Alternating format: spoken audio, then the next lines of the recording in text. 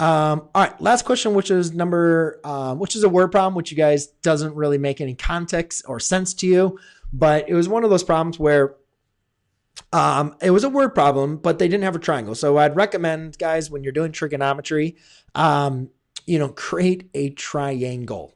So if you have these word problems, make sure you're drawing a triangle. And if I had more space, I would draw this triangle separately, or at least just kind of like draw both of the smaller and the larger triangle separately so you can understand that.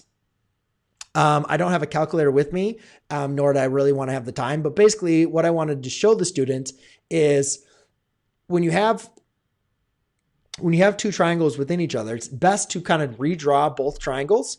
And therefore you can see that for this angle is 84.2, this side length is x plus 50, right? So if they have, both these triangles have the same height, so I can write a relationship. And that was the first step, was the first step was drawing the triangles.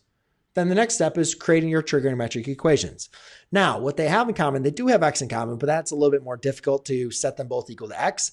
So what I did is I set them both equal to h, which is their height, and then I set them equal to each other. Now I can go ahead and solve for x, and then hopefully you could plug that into your calculator. You can find x.